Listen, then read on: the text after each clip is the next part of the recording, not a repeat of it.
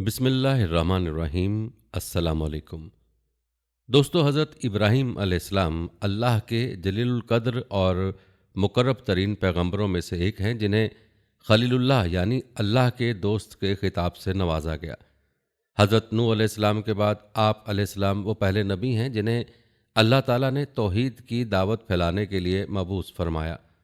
حضرت ابراہیم علیہ السلام نے عراق، مصر، شام، فلسطین سے لے کر عرب کے صحرائی وادیوں تک توحید کی دعوت عام کی۔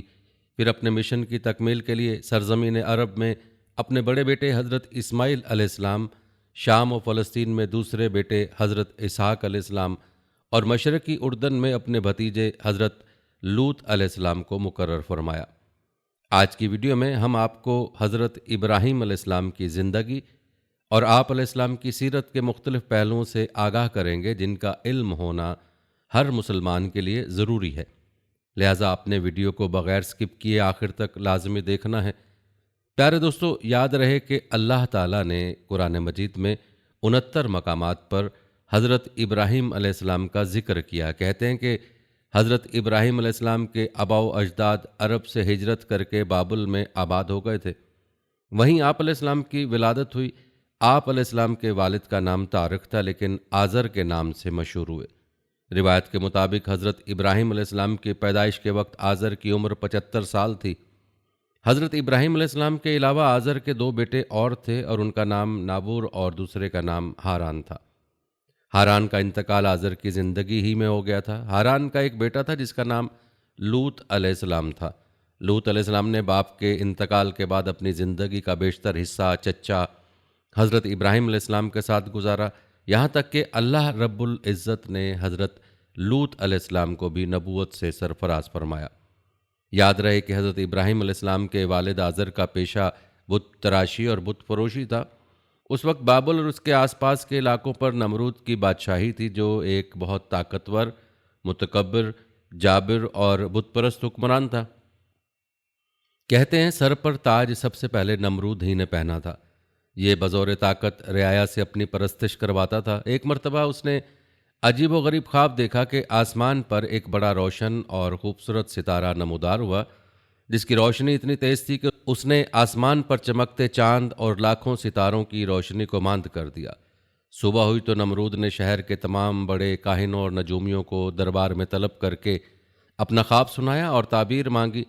نجومیوں نے تعبیر بتائی کہ اس شہر میں عنقریب ایک ایسا بچہ پیدا ہونے والا ہے جو عظیم بادشاہ کے زوال کا باعث بنے گا اور ہمارے خداؤں کے مقابلے میں ایک خدا اور اس کے دین کا پرچار کرے گا۔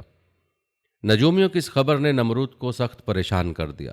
چنانچہ اس نے فوری حکم جاری کیا کہ جو بھی بچہ پیدا اسے فوری قتل کر دیا جائے۔ بادشاہ کے حکم پر عمل درآمد شروع کر دیا گیا اور بابل کی سرزمین نوزائیدہ بچوں کے خون سے سرخ ہو گئی، لیکن حضرت ابراہیم علیہ السلام کی ولادت اللہ کی منشا تھی، اور ابھی بادشاہ کے فرمان کو کچھ ہی وقت گزرا تھا کہ حضرت ابراہیم علیہ السلام کی ولادت کا وقت قریب آ گیا۔ آزر اور ان کی بیوی کو اپنی اولاد کا خون کسی صورت قبول نہ تھا، لہٰذا دونوں نے اسے چھپ کر پالنے کا فیصلہ کر لیا اور بچے کی پیدائش سے پہلے ہی بابل کے پہاڑوں کے درمیان ایک غار تلاش کر لیا۔ حضرت ابراہیم علیہ السلام کی والدہ نے اس غار میں بچے کو جنم دیا اور بچے کو اللہ کے سپرد کر کے گھر واپس آ گئیں۔ والدہ باقاعدگی سے چھپتے چھپاتے غار میں جاتی اور بچے کو دودھ پلا کر واپس آ جاتی۔ کچھ ہی عرصے بعد آپ بڑے ہو گئے تو والدین گھر لے آئے اور اللہ تعالیٰ نے اپنی حکمت سے حضرت ابراہیم علیہ السلام کو زندہ سلامت رکھا۔ دوستو، یاد رہے کہ حضرت ابراہیم علیہ السلام کو اللہ تعالیٰ نے بچپن ہی سے صراط مستقیم پر رکھا تھا اور اپنا رسول منتخب کر لیا تھا، جیسا کہ قرآن مجید میں ارشاد باری تعالیٰ ہے، اور ہم نے ابراہیم کو پہلے ہی سے ہدایت دی تھی اور ہم ان کے حال سے واقف تھے۔ حضرت ابراہیم علیہ السلام نے والد کو بت تراشنے اور ان کو پوچھتے دیکھا تو ان سے سوال کیا، یہ کیا ہے؟ والد نے کہا کہ یہ ہمارے خدا ہیں۔ حضرت ابراہیم علیہ السلام نے تعجب سے کہا، یہ کیسے خدا ہیں کہ جن کو آپ پتھر کے ٹکڑوں سے تراش رہے ہیں؟ کہتے ہیں کہ ایک دن والد نے انہیں ایک ٹوکرے میں بہت سے بت رکھ کر دیے کہ انہیں بازار جا کر بیچ آؤ۔ والد کے حکم کی تعمیل کرتے ہوئے ٹوکرا لے کر بازار پہنچ گئے اور آواز لگائی، اے لوگو، آؤ اور اپنے ان خداؤں کو خرید لو جو تم کو نفع پہنچا سکتے ہیں اور نہ نقصان۔ لوگ جمع ہوئے، اپنے خاندانوں کے بارے میں حضرت ابراہیم علیہ السلام کی گفتگو کو تعجب سے سنتے اور آگے بڑھ جاتے۔ بازار جانے کا سلسلہ کئی دن تک جاری رہا۔ جب ایک بت بھی نہ بکا بلکہ لوگوں نے حضرت ابراہیم علیہ السلام کی شکایتوں کے انبار لگا دیے تو آزر نے انہیں بازار بھیجنا بند کر دیا۔ البتہ حضرت ابراہیم علیہ السلام بچپن ہی سے معبود حقیقی کی جستجو اور نظام کائنات پر غور و تدبر کرنے لگے۔ اللہ تعالیٰ نے حضرت ابراہیم علیہ السلام کو بچپن ہی میں رشد و ہدایت اور عقل سلیم عطا فرمائی تھی۔ وہ جب چھوٹے تھے تو حیران ہو کر سوچتے تھے کہ اپنے ہاتھوں سے تراشے پتھر کے ٹکڑے ہمارے معبود کیسے ہو سکتے ہیں۔ انہیں اس معبود حقیقی کی تلاش تھی جس نے کل کائنات کو بنایا ہے۔ دن رات اسی جستجو اور فکر میں رہتے۔ پھر باری تعالیٰ نے انہیں کائنات کی کچھ اور چیزوں کا بھی مشاہدہ کروایا، جیسا کہ قرآن پاک میں ارشاد ہے، اور ہم ابراہیم کو آسمان اور زمین کے عجائبات دکھانے لگے تاکہ وہ خوب یقین کرنے والوں میں سے ہو جائیں۔ یعنی جب رات نے ان کو پردہ تاریکی سے ڈھانپ لیا تو آسمان میں ایک ستارہ نظر آیا، کہنے لگے یہ میرا پروردگار ہے۔ جب وہ غائب ہو گیا تو کہنے لگے کہ مجھے غائب ہو جانے والا تو پسند نہیں۔ پھر جب چاند کو چمکتے دیکھا تو کہنے لگے یہی میرا پروردگار ہے۔ لیکن جب وہ بھی چھپ گیا تو بول اٹھے کہ اگر میرا پروردگار مجھے سیدھا راستہ نہیں دکھائے گا تو میں ان لوگوں میں سے ہو جاؤں گا جو بھٹک رہے ہیں۔ پھر جب صبح سورج کو دیکھا کہ وہ آسمان پر جگمگا رہا ہے تو کہنے لگے میرا پروردگار یہ ہے، یہ سب سے بڑا ہے۔ مگر جب وہ بھی غروب ہو گیا تو کہنے لگے لوگو، جن چیزوں کو تم اللہ کا شریک بناتے ہو میں ان سے بیزار ہوں۔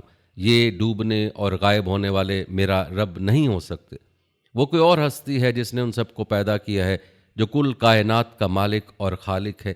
میں نے سب سے یکسو ہو کر اپنی ذات کو اس کی طرف متوجہ کر لیا ہے جس نے آسمان اور زمین کو پیدا کیا ہے، اور میں مشرکوں میں سے نہیں ہوں۔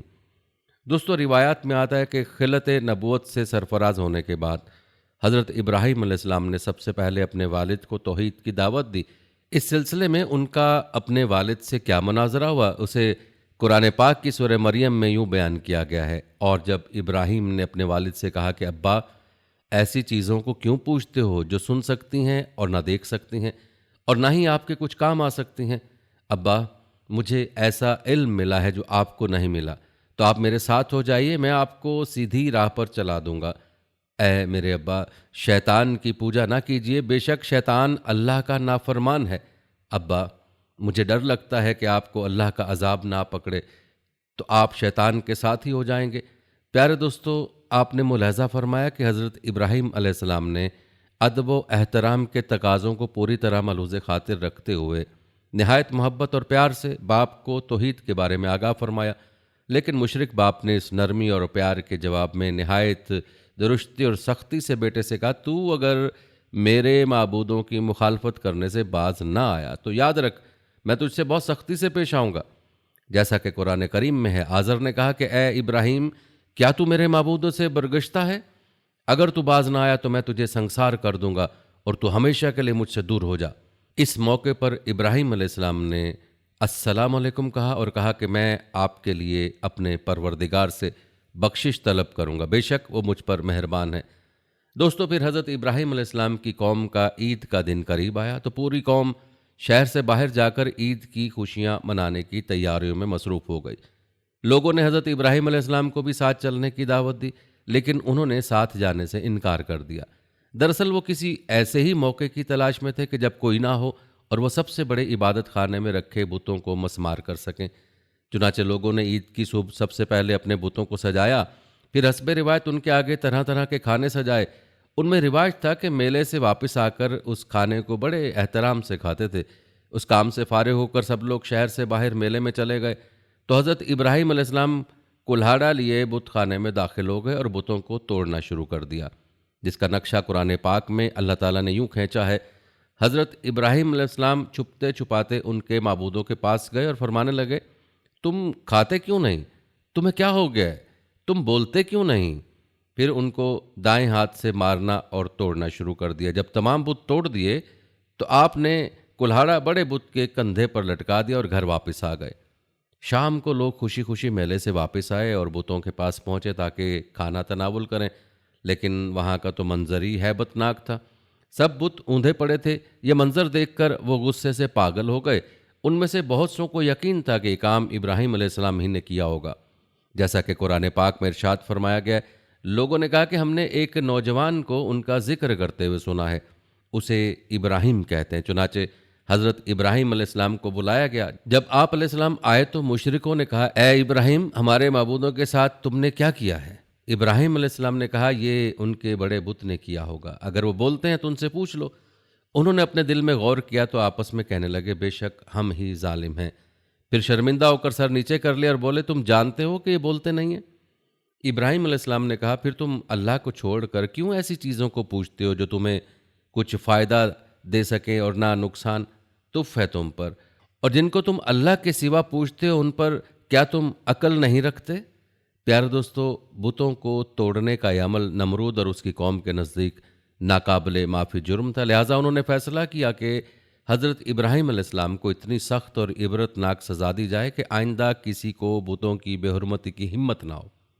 چنانچہ نمرود کے حکم پر خندق کھودی گئی، پھر قوم کے ہر فرد نے اس کام کو مقدس سمجھتے ہوئے اس میں لکڑیاں جمع کرنا شروع کیں، یہاں تک کہ اگر کسی کا کوئی کام رکا ہوا تھا تو اس نے منت مانگی کہ کام ہو جائے تو ابراہیم علیہ السلام کو جلانے کے لیے لکڑی کا گٹھا دوں گا۔ خندق کے بھر جانے کے بعد اس میں آگ روشن کر دی گئی، پھر ایک منجنیق بنائی گئی جس کے ذریعے حضرت ابراہیم علیہ السلام کو رسیوں سے جکڑ کر آگ میں پھینک دیا گیا۔ اس موقع پر حضرت ابراہیم علیہ السلام نے کہا، ہمیں اللہ ہی کافی ہے اور وہی بہترین کارساز ہے۔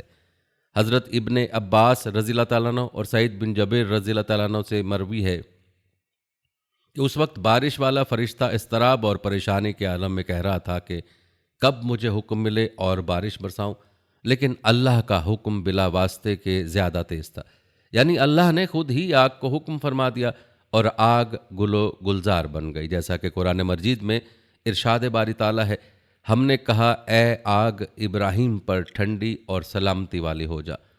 دوستو، روایت میں آتا ہے کہ حضرت جبرائیل علیہ السلام حضرت ابراہیم علیہ السلام کے ساتھ تھے اور آپ کی جبین اطہر یعنی پیشانی سے پسینہ پہنچ رہے تھے اور اس پسینے کے علاوہ انہیں اور کوئی تکلیف نہیں پہنچی۔ حضرت ابو ہریرہ رضی اللہ تعالیٰ سے مروی ہے کہ حضرت ابراہیم علیہ السلام کے والد کے کہے ہوئے کلمات میں سب سے اچھے کلمات وہ ہیں جو اس نے اپنے بیٹے کو آگ کے اندر دیکھ کر کہے تھے، اے ابراہیم، تیرا پروردگار بہترین پروردگار ہے۔ اور حضرت منہال بن عمر سے مروی ہے کہ حضرت ابراہیم علیہ السلام اس آگ میں 40 یا 50 دن ٹھہرے اور انہوں نے فرمایا کہ میں نے ان دنوں سے اچھی زندگی نہیں گزاری اور میری تمنا رہی کہ میری پوری زندگی اسی کی طرح ہو جائے۔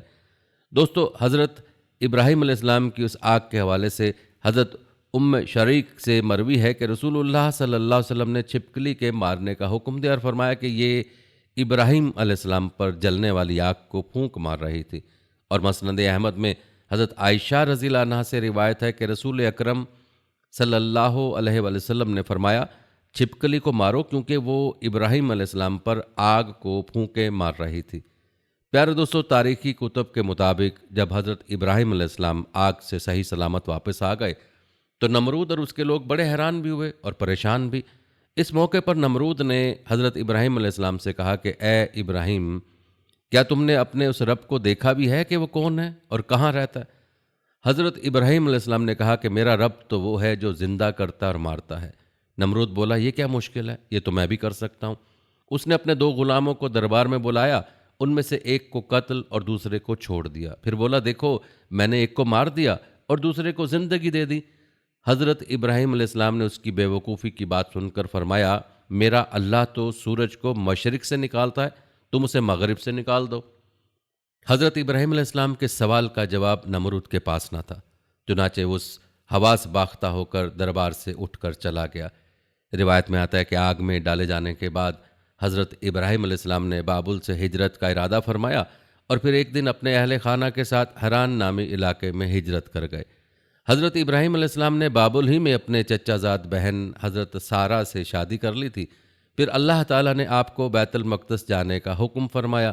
اس وقت آپ کی عمر 75 سال تھی۔ بیت المقدس میں کچھ عرصے کے قیام کے بعد آپ مصر ہجرت کر گئے۔ حضرت ابراہیم علیہ السلام جس وقت مصر پہنچے تو وہاں فرعونوں کی حکومت تھی اور عمر بن امرت القیس وہاں کا فرعون بادشاہ تھا جو نہایت عیاش، ظالم اور جابر تھا۔ کسی نے بادشاہ کو بتایا کہ ہمارے شہر میں ایک پردیسی آیا ہے جس کے ساتھ ایک حسین و جمیل عورت بھی ہے۔ فرعون نے سن کر فوری طور پر حضرت ابراہیم علیہ السلام کو دربار میں طلب کیا اور حضرت سارہ کے بارے میں سوال و جواب کیے۔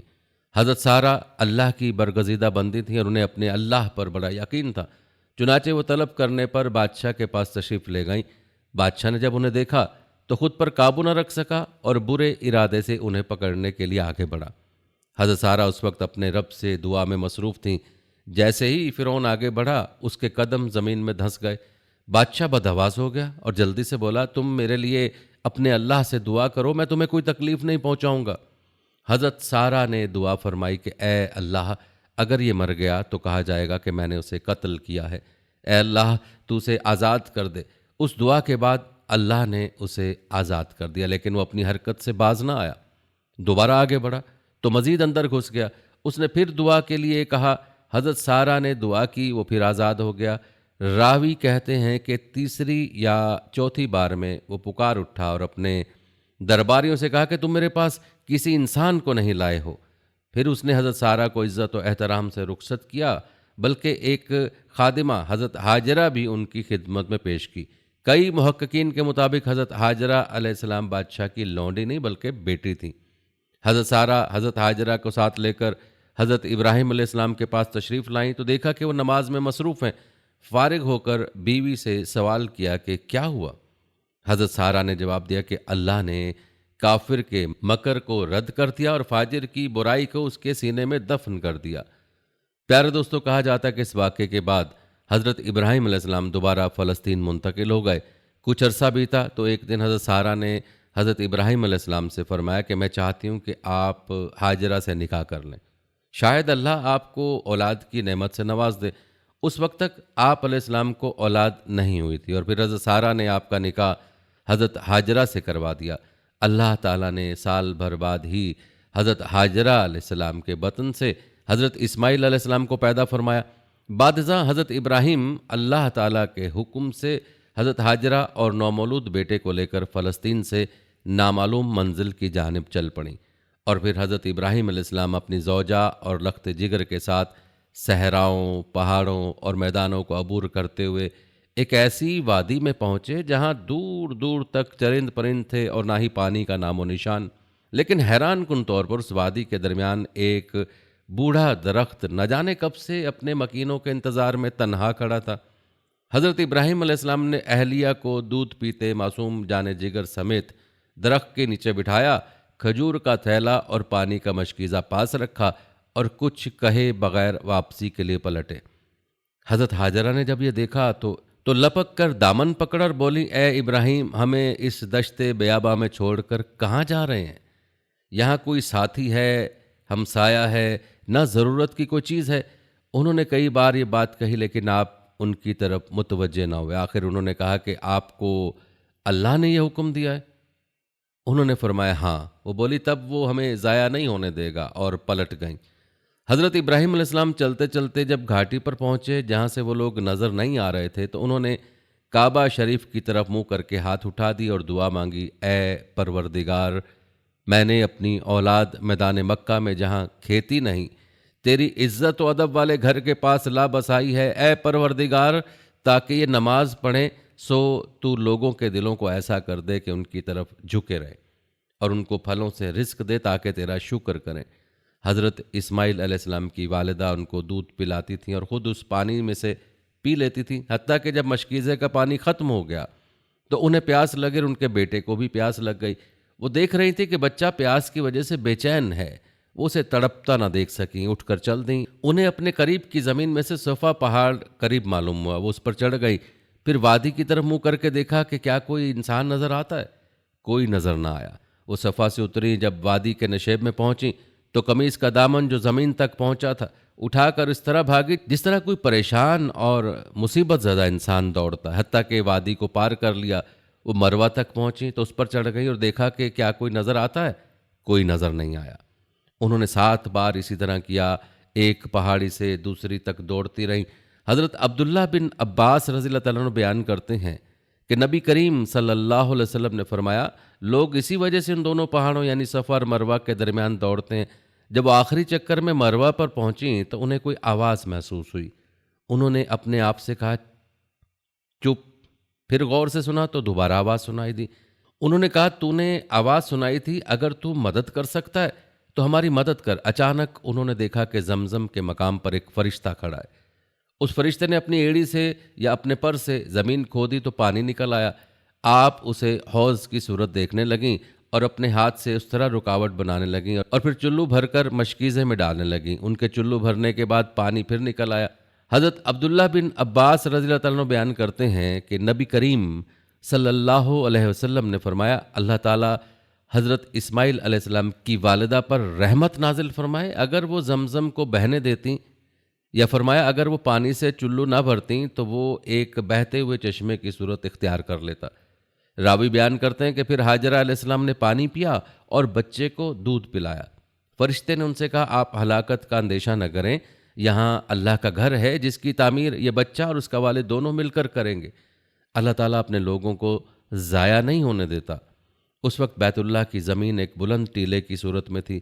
سیلاب کا پانی آتا تو دائیں بائیں سے گزر جاتا، اسی طرح وقت گزرتا رہا حتیٰ کہ وہاں سے بنو جرہم کا ایک قافلہ یا خاندان گزرا۔ وہ قدا کی طرف سے آئے اور مکہ کے نشیبی حصے میں ٹھہرے۔ انہیں ایک پرندہ منڈلاتا نظر آیا تو بولے یہ پرندہ تو پانی پر منڈلایا کرتا ہے، ہم تو جب اس وادی سے گزرتے ہیں تو یہاں پانی نہیں ہوتا۔ انہوں نے 2 آدمی حقیقت حال معلوم کرنے کے لیے بھیجے تو انہیں پانی نظر آیا۔ انہوں نے جا کر پانی کی موجودگی کی اطلاع دی۔ وہ سب لوگ آ گئے۔ چشمہ یعنی زمزم کے پاس حضرت اسماعیل علیہ السلام کی والدہ موجود تھی۔ ان لوگوں نے کہا کہ آپ ہمیں اجازت دیتی ہیں کہ ہم یہاں خیمہ زن ہو جائیں؟ انہوں نے فرمایا جی ہاں اجازت ہے، لیکن اس چشمے کی ملکیت پر تمہارا کوئی حق نہیں ہوگا۔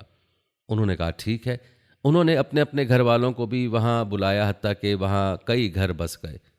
تو رات میں لکھا کہ اللہ تعالیٰ نے حضرت ابراہیم علیہ السلام کو حکم دیا کہ اپنے بیٹے اسماعیل کا ختنہ کریں، ان کے پاس جو غلام اور دوسرے افراد ہیں ان کا بھی ختنہ کریں۔ آپ نے حکم کی تعمیل کی۔ اس وقت آپ کی عمر 99 سال تھی۔ اس طرح اس وقت حضرت اسماعیل علیہ السلام کی عمر 13 سال بنتی ہے۔ آپ نے اپنے اہل خانہ کے بارے میں اللہ کے حکم کی تعمیل کی۔ اس سے معلوم ہوتا ہے کہ انہوں نے اس حکم کو واجب قرار دیا۔ اسی لیے علماء کا یہ قول صحیح ہے کہ مردوں پر ختنہ واجب ہے۔ حضرت ابو ہریرہ رضی اللہ تعالیٰ عنہ سے روایت ہے کہ نبی کریم صلی اللہ علیہ وآلہ وسلم نے فرمایا حضرت ابراہیم علیہ السلام نے اپنا ختنہ خود ایک بسولے سے کیا جبکہ وہ 80 برس کے تھے۔ بعض علماء فرماتے ہیں کہ حدیث میں مذکور لفظ قدوم سے مراد قدوم شہر ہے، نہ کہ ختنہ کرنے کا آلہ بسولہ وغیرہ، واللہ علم۔ اور دوستو آئیے اب تذکرہ کرتے ہیں حضرت اسماعیل علیہ السلام کی عظیم قربانی کا۔ اللہ تعالیٰ نے حضرت ابراہیم علیہ السلام پر ایک اور آزمائش اتاری اور انہیں بڑھاپے میں عطا ہونے والے اکلوتے بیٹے کو اللہ کی راہ میں قربان کرنے کا حکم دیا۔ آپ نے یہ حکم ربانی بیٹے کو سنایا تو فرما بردار بیٹا فوری تیار ہو گیا۔ اس آزمائش پر پورا اترنے کا انعام جنت سے قربانی کی صورت میں ملا، اور پھر یہ سنت ابراہیمی تا قیامت مسلمانوں پر مقرر کر دی گئی۔ اللہ تعالیٰ نے سورہ صافات میں اس کا تذکرہ ان الفاظ میں کیا ہے جس کا ترجمہ ہے اے پروردگار مجھے اولاد عطا فرما جو سعادت مندوں میں سے ہو۔ تو ہم نے ان کو ایک نرم دل لڑکے کی خوشخبری دی۔ جب ان کے ساتھ دوڑنے کی عمر کو پہنچا تو ابراہیم نے کہا کہ بیٹا میں خواب میں دیکھتا ہوں کہ گویا تم کو ذبح کر رہا ہوں، اب تم دیکھو تمہاری رائے کیا ہے؟ انہوں نے کہا کہ ابا جان آپ کو جو حکم ہوا ہے وہی کیجئے، اللہ نے چاہا تو آپ مجھے صابروں میں پائیں گے۔ جب دونوں نے حکم مان لیا اور باپ نے بیٹے کو ماتھے کے بل لٹا دیا تو ہم نے ان کو پکارا کہ اے ابراہیم تم نے خواب سچ کر دکھایا، ہم نیکوکاروں کو ایسا ہی بدلہ دیتے ہیں۔ بلا شبہ یہ سرہی آزمائش تھی اور ہم نے ایک بڑی قربانی کا فدیہ دیا اور پیچھے آنے والوں میں ابراہیم کا ذکر خیر باقی چھوڑ دیا کہ ابراہیم پر سلام ہو، نیکوکاروں کو ہم ایسا ہی بدلہ دیا کرتے۔ وہ ہمارے مومن بندوں میں سے تھے اور ہم نے ان کو اسحاق کی بشارت بھی دی کہ وہ نبی اور نیکوکاروں میں سے ہوں گے، اور ہم نے ان پر اور اسحاق پر برکتیں نازل کی تھیں، اور ان دونوں کی اولاد میں سے نیکوکار بھی ہیں اور اپنے آپ پر سرہی ظلم کرنے والے یعنی گنہگار بھی ہیں۔ ان آیات میں اللہ تعالیٰ نے اپنے خلیل حضرت ابراہیم علیہ السلام کے بارے میں بیان فرمایا ہے کہ جب انہوں نے اپنی قوم کا علاقہ چھوڑ کر ہجرت فرمائی تو رب سے دعا کی کہ وہ انہیں نیک اولاد عطا فرمائے۔ اللہ تعالیٰ نے انہیں ایک بردبار لڑکے کی خوشخبری دی، وہ اسماعیل علیہ السلام تھے۔ وہ آپ کے پہلوٹے تھے جو آپ علیہ السلام کے ہاں 86 سال کی عمر میں پیدا ہوئے۔ اس مسئلے میں تمام مذاہب یہودا، نصار اور مسلمین کا اتفاق ہے کہ وہ آپ کے پہلے بیٹے اور پہلوٹے بچے تھے۔ اللہ تعالیٰ کا فرمان ہے جب وہ ان کے ساتھ دوڑنے کی عمر کو پہنچا، اس کا مطلب یہ ہے کہ وہ جوان ہو گئے اور اپنے والد کی طرح اپنے کام کاج کے لیے بھاگ دوڑ کرنے لگے۔ حضرت ابن عباس اور مجاہد رحمۃ اللہ علیہ وغیرہ فرماتے ہیں کہ جب وہ جوان ہو گئے، سفر کرنے لگے اور اپنے والد کے کاموں میں ہاتھ بٹانے لگے، اس وقت حضرت ابراہیم علیہ السلام نے خواب دیکھا کہ انہیں یہ بیٹا ذبح کرنے کا حکم دیا جا رہا ہے، اور رسول اللہ صلی اللہ علیہ وآلہ وسلم نے فرمایا انبیاء کا خواب وہی ہوتا ہے۔ یہ اللہ کی طرف سے اپنے خلیل علیہ السلام کی آزمائش تھی کہ اس کے حکم سے اپنے پیارے بیٹے کو ذبح کر دیں جو انہیں بڑھاپے میں ملا تھا، اور اب تو ان کی عمر اور زیادہ ہو چکی تھی۔ اس سے پہلے انہیں حکم ملا تھا کہ اس پیارے بیٹے کو اور اس کی ماں کو ایک بے آباد علاقے میں چھوڑ دیں جہاں کوئی انسان تھا، نہ مویشی اور نہ کھیتی باڑی۔ آپ علیہ السلام نے اللہ کے حکم کی تعمیل کی اور اس پر بھروسہ اور توکل کرتے ہوئے انہیں وہاں چھوڑائے۔ اللہ تعالیٰ نے ان دونوں کو مشکل سے نجات دی اور انہیں وہاں سے رزق دیا جہاں سے وہ سوچ بھی نہیں سکتے تھے۔ پھر جب انہیں اپنے اس پہلوٹے اور اکلوتے بیٹے کو قربان کرنے کا حکم ملا تو انہوں نے فوراً اپنے رب کے حکم کی تعمیل کی۔ اس کے بعد انہوں نے اپنے بیٹے کے سامنے معاملہ رکھا تاکہ وہ بھی دل کی خوشی سے اس عمل میں شریک ہوں اور اس کی تعمیل ان کے لیے آسان ہو جائے۔ چنانچہ انہوں نے فرمایا بیٹا میں خواب دیکھتا ہوں کہ گویا تم کو ذبح کر رہا ہوں، لہذا تم دیکھو گے تمہاری کیا رائے ہے۔ بردبار بیٹا بھی کردار میں اپنے والد کا عکس ثابت ہوا۔ اس نے فوراً کہا اے ابا جان، آپ کو جو حکم ہے وہی کیجئے، اللہ نے چاہا تو آپ مجھے صابروں میں سے پائیں گے۔ یہ جواب انتہائی درست اور والد کی فرما برداری اور رب کی اطاعت کا بہت بڑا مظہر تھا۔ اللہ تعالیٰ نے فرمایا جب دونوں نے حکم مان لیا اور باپ نے بیٹے کو ماتھے کے بل لٹا دیا، اسلامہ کا مطلب یہ ہے کہ دونوں نے اللہ کا حکم تسلیم کر لیا اور حضرت ابراہیم علیہ السلام نے اس کو انجام دینے کا عزم کر لیا، اسے چہرے کے بل لٹا دیا۔ کہتے ہیں کہ ابراہیم علیہ السلام گدی کی طرف سے ذبح کرنا چاہتے تھے تاکہ ذبح کرتے وقت ان کا چہرہ نظر نہ آئے۔ ابن عباس کا یہی موقف ہے، جبکہ دوسرے علماء کہتے ہیں حضرت ابراہیم علیہ السلام نے ان کے حلق پر چھری پھیری لیکن کچھ نہ کٹ سکا۔ اس وقت اللہ تعالیٰ کی طرف سے آواز آئی اے ابراہیم، تو نے خواب کو سچا کر دکھایا، یعنی آپ کو جو امتحان مقصود تھا وہ پورا ہو چکا۔ آپ کی اطاعت اور فوری تعمیلی ظاہر ہو چکی ہے۔ جس طرح آپ نے اپنا بدن آگ میں ڈال دیا اور مال مہمانوں پر خرچ کر دیا، اسی طرح آپ نے اپنا بیٹا قربانی کے لیے پیش کیا۔ اسی لیے اللہ تعالیٰ نے فرمایا بلا شبہ یہ ایک سری آزمائش تھی۔ اللہ تعالیٰ نے مزید فرمایا یعنی ہم نے دوسرے ذبیحہ کو ان کے بیٹے کے عوض فدیہ بنا دیا۔ علماء فرماتے ہیں کہ حضرت اسماعیل علیہ السلام کی جگہ بڑی آنکھوں والا اور سینگوں والا سفید مینڈھا ذبح ہوا تھا۔ اس سے ثابت ہوتا ہے کہ ذبح ہونے والے حضرت اسماعیل علیہ السلام تھے، کیونکہ مکہ میں وہی قیام پذیر تھے، اور اسحاق علیہ السلام کے بارے میں مذکور نہیں ہے کہ وہ بچپن میں مکہ تشریف لائے۔ واللہ علم ذبیح اللہ کون ہے؟ قرآن مجید میں حضرت ابراہیم علیہ السلام اور ان کی اولاد کے متعلق جو کچھ مذکور ہے اس سے واضح طور پر ثابت ہے کہ ذبح ہونے والے حضرت اسماعیل علیہ السلام تھے، کیونکہ اللہ تعالیٰ نے ذبح کا واقعہ بیان کرنے کے بعد فرمایا اور ہم نے ان کو اسحاق کی بشارت بھی دی کہ وہ نبی اور نیکوکاروں میں سے ہوں گے۔ سورہ صافات میں اللہ تعالیٰ نے فرمایا جو لوگ حضرت اسحاق علیہ السلام کے ذبح ہونے کے قائل ہیں ان کی دلیل محض اسرائیلی روایات ہیں، ان کی کتابیں تحریف شدہ ہیں۔ خاص طور پر یہاں تو تحریف اتنی واضح ہے کہ اس سے انکار ممکن نہیں، کیونکہ ان کی کتاب میں لکھا ہے کہ اللہ نے ابراہیم علیہ السلام کو اپنا اکلوتا بیٹا ذبح کرنے کا حکم دیا۔ ترجمہ شدہ نسخے میں پہلوتے بیٹے اسحاق کا لفظ ہے، یہاں اسحاق کا لفظ غلط طور پر لکھ دیا گیا کیونکہ اسحاق علیہ السلام نہ اکیلے بیٹے تھے نہ پہلوٹے تھے۔ یہ صفات تو حضرت اسماعیل علیہ السلام کی ہیں، کیونکہ پہلے بیٹے حضرت اسماعیل علیہ السلام ہیں، بعد میں حضرت اسحاق علیہ السلام پیدا ہوئے۔ اور آئیے دوستو اب تذکرہ کرتے ہیں حضرت اسحاق علیہ السلام کی ولادت کا۔ اللہ تعالیٰ نے اپنے خلیل کو اولاد جیسی نعمت سے اس وقت نوازا جب وہ بوڑھے ہو چکے تھے اور ان کی بیوی بھی بانجھ ہو چکی تھیں۔ اس لیے جب فرشتے یہ خوشخبری لے کر حاضر ہوئے تو انہیں خوشی کے ساتھ ساتھ زبردست تعجب بھی ہوا۔ اللہ تعالیٰ نے سورہ ہود کی آیات میں فرمایا جس کا ترجمہ ہے اور ہمارے فرشتے ابراہیم کے پاس بشارت لے کر آئے تو سلام کہا، انہوں نے بھی جواب میں سلام کہا۔ ابھی تھوڑی دیر ہی ٹھہرے تھے کہ ابراہیم ایک بھونا ہوا بچڑا لے آئے۔ جب دیکھا کہ ان کے ہاتھ کھانے کی طرف نہیں جاتے، یعنی وہ کھانا نہیں کھاتے، تو ان کو اجنبی سمجھ کر دل میں خوف کیا۔ فرشتوں نے کہا کہ خوف نہ کیجیے، ہم قوم لوط کی طرف ان کو ہلاک کرنے کے لیے بھیجے گئے ہیں۔ اور ابراہیم کی بیوی جو پاس کھڑی تھی ہنس پڑیں۔ تو ہم نے اس کو اسحاق کے بعد یعقوب کی خوشخبری دی۔ اس نے کہا، ہائے میری کم بختی، میرے ہاں بچہ ہوگا؟ میں تو بڑھیا ہوں اور یہ میرے میاں بھی بوڑھے ہیں، یہ تو بڑی عجیب بات ہے۔ انہوں نے کہا کہ کیا اللہ کی قدرت پر تم تعجب کرتے ہو؟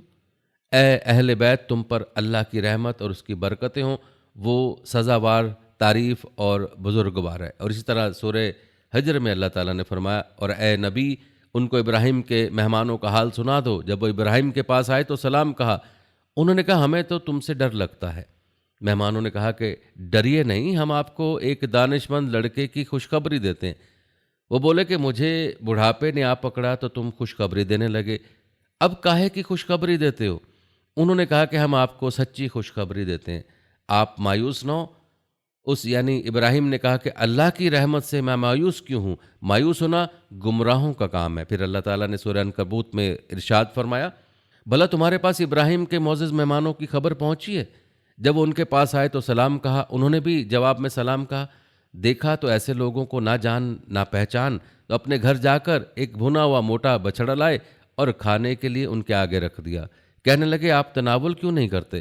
اور دل میں ان سے خوف محسوس کیا۔ انہوں نے کہا کہ خوف نہ کیجیے، اور ان کو ایک دانش مند لڑکے کی بشارت بھی سنائی۔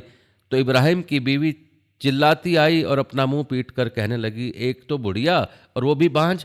انہوں نے کہا، ہاں تمہارے پروردگار نے یوں ہی فرمایا، وہ بے شک صاحب حکمت اور خوب جاننے والا ہے۔ اللہ تعالیٰ نے بیان فرمایا کہ فرشتے حضرت ابراہیم علیہ السلام کے پاس آئے۔ بعض حضرات کا کہنا ہے کہ وہ 3 فرشتے جبرائیل، میکائیل اور اسرافیل علیہ السلام تھے۔ انہوں نے مہمان سمجھ کر ان کی خاطرداری کی اور عمدہ گایوں کے ریوڑ میں سے ایک موٹے تازے بچھڑے کا گوشت بھون کر تیار کیا۔ جب مہمانوں کو کھانا پیش کیا گیا، حضرت ابراہیم علیہ السلام نے محسوس کیا کہ ان حضرات کو کھانے کی بالکل خواہش نہیں۔ اس کی وجہ یہ ہے کہ فرشتوں میں وہ قوت نہیں پائی جاتی جس کی وجہ سے انسانوں کو کھانا کھانے کی ضرورت پیش آتی ہے۔ حضرت ابراہیم علیہ السلام کو ان کے اس طرز عمل سے تعجب ہوا اور خوف محسوس ہوا۔ انہوں نے کہا، خوف نہ کیجیے، ہمیں لوط علیہ السلام کی قوم کو تباہ کرنے کے لیے بھیجا گیا ہے۔ حضرت سارہ علیہ السلام اللہ کی محبت کی وجہ سے ان بدکاروں سے نفرت رکھتی تھی، اس لیے اس خبر سے انہیں خوشی ہوئی۔ وہ مہمانوں کی خدمت کے لیے پاس ہی کھڑی تھیں، جیسے اہل عرب اور دوسری اقوام میں رواج ہے۔ جب وہ خوش ہو کر ہنس پڑیں تو اللہ تعالیٰ نے اس کو اسحاق کی اور اسحاق کے بعد یعقوب کی خوشخبری دی۔ لیکن جب فرشتوں نے انہیں یہ خوشخبری دی اور ابراہیم کی بیوی چلاتی آئی اور اپنا منہ پیٹنے لگی، جیسے عورتیں تعجب کے وقت کیا کرتی ہیں، سارہ علیہ السلام سے بھی وہ حرکت سرزد ہوئی اور انہوں نے فرمایا، ہائے میری کم بختی، میرے ہاں بچہ ہوگا؟ میں تو بوڑھیا ہوں اور یہ میرے میاں بھی بوڑھے ہیں، یعنی میرے ہاں کیسے اولاد ہو سکتی ہے جبکہ میں بوڑھی ہو چکی ہوں اور بانجھ بھی ہوں، اور یہ میرے شوہر ابراہیم علیہ السلام بھی بوڑھے ہو چکے ہیں۔ انہیں ان حالات میں اولاد ملنے پر تعجب ہوا، اس لیے انہوں نے کہا کہ یہ تو بڑی عجیب بات ہے۔ انہوں نے کہا، کیا تم اللہ کی قدرت سے تعجب کرتی ہو؟ اے اہل بیت، تم پر اللہ کی رحمت ہو اور اس کی برکتیں ہیں، بلا شبہ وہ سزاوار، تعریف اور بزرگوار ہے۔ اس خوشخبری پر ابراہیم علیہ السلام کو بھی تعجب ہوا۔ انہوں نے انتہائی خوشی کے عالم میں مزید تسلی کے لیے فرمایا، جب مجھے بڑھاپے نے آ پکڑا تو تم خوشخبری دینے لگے، اب کاہے کی خوشخبری دیتے ہو؟ انہوں نے کہا کہ ہم آپ کو سچی خوشخبری دیتے ہیں، آپ مایوس نہ ہو۔ انہوں نے اس خوشخبری کی تصدیق کی اور انہیں یعنی علم والے بچے کی خوشخبری دی۔ اس سے مراد حضرت اسماعیل علیہ السلام کے بھائی حضرت اسحاق علیہ السلام ہے۔ حضرت ابراہیم علیہ السلام کو ان کے بلند مقام اور عظیم صبر و ثبات کے انعام کے طور پر علم والا بچہ دیا گیا۔ اللہ تعالیٰ نے آپ کا یہ وصف بھی بیان کیا کہ وہ وعدہ پورا کرنے والے اور صبر کرنے والے تھے۔ سورہ ہود کی ایک آیت میں اللہ تعالیٰ نے فرمایا، تو ہم نے اس کو اسحاق کی اور اسحاق کے بعد یعقوب کی خوشخبری دی۔ اہل کتاب کہتے ہیں کہ حضرت ابراہیم علیہ السلام نے بھنے ہوئے بچڑے کے ساتھ 3 پیمانہ بار ایک آٹے کی پکی ہوئی روٹیاں، مکھن اور دودھ پیش کیا اور فرشتوں نے نہ کھایا۔ یہ بات بالکل غلط ہے۔ بعض علماء نے فرمایا کہ وہ ظاہری طور پر کھاتے محسوس ہوتے تھے جبکہ کھانا ہوا ہی میں غائب ہو جاتا تھا۔ اور آئیے دوستو، اب تذکرہ کرتے ہیں بیت اللہ کی تعمیر اور اہل مکہ کے لیے دعائے ابراہیم علیہ السلام کا۔ اللہ تعالیٰ نے دعوت توحید قبول کرنے والوں کے لیے کعبۃ اللہ تعمیر کرنے کا حکم دیا تاکہ فرزندان توحید اس گھر کا طواف کریں اور یہاں آ کر نمازیں ادا کریں۔ اللہ تعالیٰ نے سورہ حج میں فرمایا، اور ایک وقت تھا جب ہم نے ابراہیم کے لیے خانہ کعبہ کی جگہ مقرر کر دی اور فرمایا کہ میرے ساتھ کسی چیز کو شریک نہ کرو، اور طواف کرنے والوں اور رکوع کرنے والوں اور سجدہ کرنے والوں کے لیے میرے گھر کو صاف رکھا کرو، اور لوگوں میں حج کے لیے اعلان کر دو کہ تمہاری طرف پیدل اور دبلے اونٹوں پر جو دور دراز رستوں سے چلے آتے ہوں سوار ہو کر چلے آئے۔ اور سورہ آل عمران میں فرمایا، پہلا گھر جو لوگوں کی عبادت کے کرنے کے لیے مقرر کیا گیا وہی ہے جو مکے میں ہے، بابرکت اور جہان کے لیے موجب ہدایت۔ اس میں کھلی نشانیاں ہیں، جن میں سے ایک ابراہیم کے کھڑے ہونے کی جگہ ہے۔ جو شخص اس مبارک گھر میں داخل ہو اس نے امن پا لیا، اور لوگوں پر اللہ کا حق یعنی فرض ہے کہ جو اس گھر تک جانے کا مقدور رکھے اس کا حج کرے، اور جو اس حکم کی تعمیل نہ کرے گا تو اللہ بھی اہل عالم سے بے نیاز ہے۔ سورہ بقرہ کی بابت مزید فرمایا، جب پروردگار نے چند باتوں میں ابراہیم کی آزمائش کی تو ان میں پورے اترے۔ اللہ تعالیٰ نے فرمایا کہ میں تم لوگوں کو پیشوا بناؤں گا۔ انہوں نے کہا کہ پروردگار میری اولاد میں سے بھی پیشوا بنانا۔ اللہ تعالیٰ نے فرمایا کہ میرا وعدہ ظالموں کے لیے نہیں ہوا کرتا۔ اور جب ہم نے خانہ کعبہ کو لوگوں کے لیے جمع ہونے اور امن پانے کی جگہ بنایا اور حکم دیا کہ جس مقام پر ابراہیم کھڑے ہوئے تھے اس کو نماز کی جگہ بنا لو، اور ابراہیم اور اسماعیل سے کہا کہ طواف کرنے والوں اور اعتکاف کرنے والوں اور رکوع کرنے والوں اور سجدہ کرنے والوں کے لیے میرے گھر کو پاک صاف رکھا کرو۔ اور جب ابراہیم نے دعا کی کہ اے پروردگار اس جگہ کو امن کا شہر بنا، اس کے رہنے والوں میں سے جو اللہ اور روز آخرت پر ایمان لائیں ان کے کھانے کو پھل عطا کر، تو اللہ نے فرمایا کہ جو کافر ہوگا میں اس کو بھی کسی قدر فائدہ دوں گا، مگر پھر اس کو عذاب دوزخ کے بھگتنے کے لیے ناچار کر دوں گا، اور وہ بری جگہ ہے۔ اور جب ابراہیم اور اسماعیل بیت اللہ کی بنیادیں اونچی کر رہے تھے تو دعا کیے جاتے تھے کہ اے پروردگار ہم سے یہ خدمت قبول فرما، بے شک تو سننے والا اور جاننے والا ہے۔ اے پروردگار ہم کو اپنا فرما بردار بنائے رکھنا، اور ہماری اولاد میں سے بھی ایک گروہ کو اپنا متی بناتے رہنا، اور پروردگار ہمیں ہمارے طریق عبادت بتا اور ہمارے حال پر رحم کے ساتھ توجہ فرما، بے شک تو توجہ فرمانے والا مہربان ہے۔ اے پروردگار ان لوگوں میں انہی میں سے ایک پیغمبر مبعوث کر دے جو ان کو تیری آیتیں پڑھ پڑھ کر سنایا کرے اور کتاب اور دانائی سکھایا کرے اور ان کے دلوں کو پاک صاف کیا کرے، بے شک تو غالب اور صاحب حکمت ہے۔ اللہ تعالیٰ اپنے بندوں، اپنے رسول، اپنے خلیل مہدین کے امام اور انبیاء کرام کے جد امجد حضرت ابراہیم علیہ السلام کے بارے میں بیان فرما رہے ہیں کہ انہوں نے وہ قدیم گھر تعمیر فرمایا جو تمام لوگوں کے لیے تعمیر کیے جانے والی پہلی مسجد ہے، جس میں وہ اللہ کی عبادت کر سکتے ہیں۔ اللہ نے آپ کو وہ جگہ بتائی جو اس کی تعمیر کے لیے مقدر کی جا چکی تھی۔ حضرت علی بن ابی طالب رضی اللہ تعالیٰ عنہ اور دیگر صحابہ رضوان اللہ اجمعین سے روایت ہے کہ آپ کو وحی کے ذریعے سے اس کی جگہ سے باخبر کیا گیا۔ اللہ تعالیٰ نے حضرت ابراہیم علیہ السلام کو حکم دیا کہ ایک عبادت گاہ بنائیں جس کی حیثیت زمین والوں کے لیے وہی ہو جو آسمان کے فرشتوں کے لیے مذکور بالا عبادت گاہوں کی ہے، اور اللہ نے آپ کو کعبہ شریف کی وہ جگہ بتائی جو آسمان و زمین کی تخلیق کے دن سے اس کے لیے متعین کر دی گئی تھی۔ صحیحین میں ارشاد نبوی ہے، اس شہر کو اللہ تعالیٰ نے اس دن محترم قرار دیا تھا جس دن آسمانوں اور زمینوں کو پیدا فرمایا۔ وہ اللہ کے حکم کی وجہ سے قیامت تک کے لیے قابل احترام یعنی حرم ہے۔ روایت کے مطابق اللہ تعالیٰ نے حضرت ابراہیم علیہ السلام کو حکم دیا کہ میرے گھر کی تعمیر کرو، چنانچہ ایک بار پھر حضرت ابراہیم علیہ السلام مکہ مکرمہ تشریف لائے، حضرت اسماعیل علیہ السلام کو ساتھ لیا اور حضرت جبریل علیہ السلام کی نشاندہی اور مدد سے بیت اللہ شریف کی تعمیر شروع کر دی۔ حضرت اسماعیل علیہ السلام پتھر اور مٹی کا گارا دیتے جاتے تھے، جیسا کہ قرآن پاک میں ہے کہ جب ابراہیم اور اسماعیل بیت اللہ کی بنیادیں اونچی کر رہے تھے تو دعا بھی کرتے جا رہے تھے کہ اے ہمارے پروردگار ہم سے یہ خدمت قبول فرما، بے شک تو سننے والا اور جاننے والا ہے۔ جب دیواریں اونچی ہو گئیں تو انہیں مزید اونچا کرنے کے لیے حضرت اسماعیل علیہ السلام حضرت جبریل علیہ السلام کی نشاندہی پر ایک پتھر لے آئے جس پر چڑھ کر حضرت ابراہیم علیہ السلام کعبے کی دیواریں بلند کرنے لگے۔ یہ پتھر خودکار زینے کی طرح اوپر نیچے اور دائیں بائیں حرکت کرتا۔ جنت کے اس پتھر پر حضرت ابراہیم علیہ السلام کے قدموں کے نشان آج بھی موجود ہیں۔ پہلے یہ پتھر ملتزم اور حجر اسود کے درمیان کعبہ شریف کی دیوار سے منسلک تھا، پھر حضرت عمر فاروق رضی اللہ تعالیٰ عنہ نے اپنے دور خلافت میں اسے وہاں سے ہٹا کر موجودہ جگہ نصب فرمایا۔ کعبۃ اللہ کی تعمیر کے بعد حضرت جبریل علیہ السلام کی نشاندہی پر حضرت اسماعیل علیہ السلام جبل ابو قیس گئے جس کی آغوش میں جنت کا ایک اور یاقوت حجر اسود محفوظ تھا۔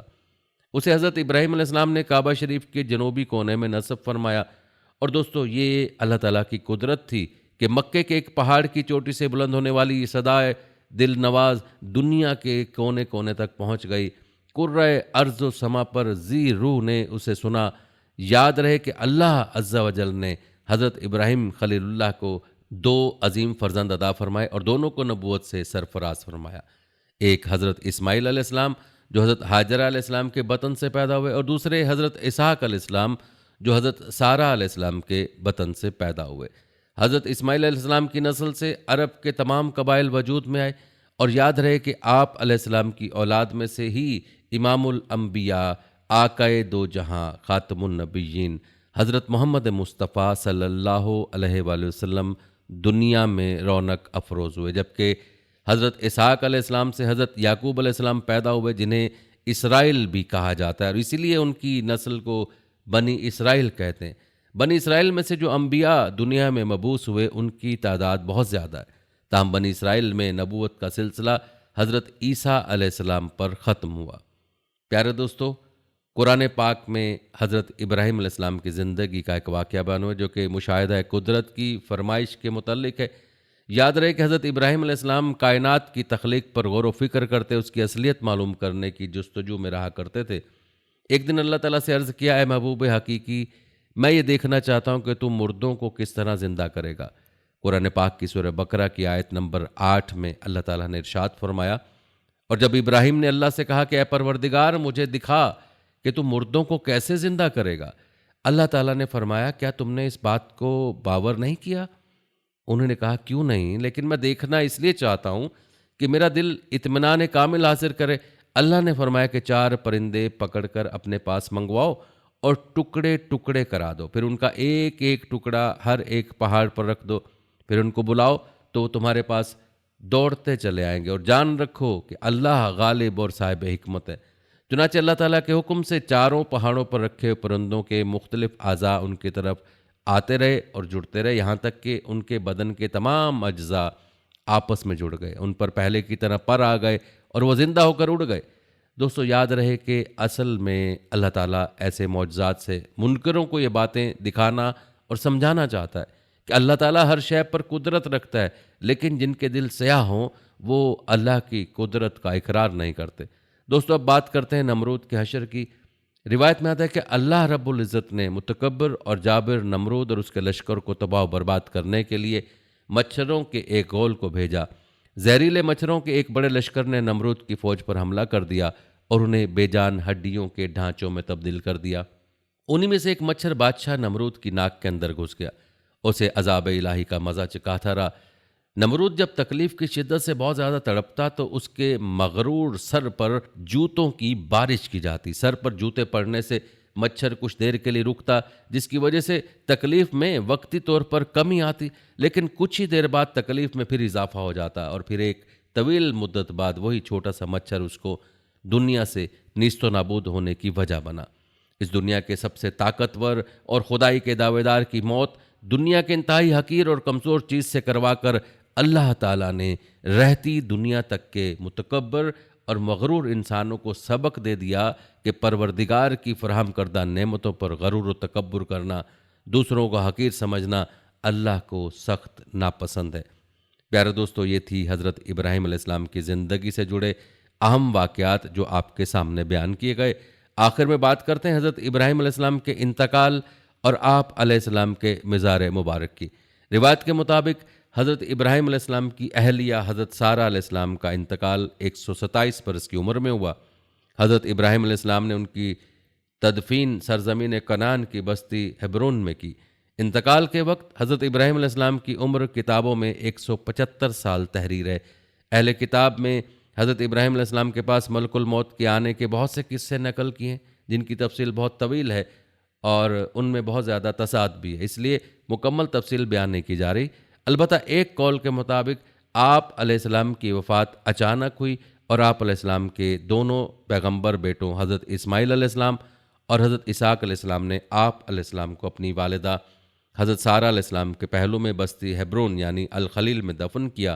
روایت میں ہے کہ حضرت ابراہیم خلیل اللہ، حضرت اسحاق علیہ السلام، حضرت یعقوب علیہ السلام اللہ کے تینوں نبیوں کی قبور مبارکہ اس عمارت میں ہے جسے حضرت سلیمان بن داؤد علیہ السلام نے تعمیر کروایا تھا، واللہ العلم۔ دوستو، یہ تھی حضرت ابراہیم علیہ السلام کی زندگی اور آپ علیہ السلام کی وفات کے حالات و واقعات جو آپ نے ملاحظہ کیے۔ ہماری آج کی اس ویڈیو کو آپ نے زیادہ سے زیادہ لوگوں کے ساتھ ضرور شیئر کرنا ہے۔ پھر حاضر ہوں گے قصص الانبیاء کی اگلی ویڈیو کے ساتھ۔ مجھے اجازت دیں، اللہ حافظ۔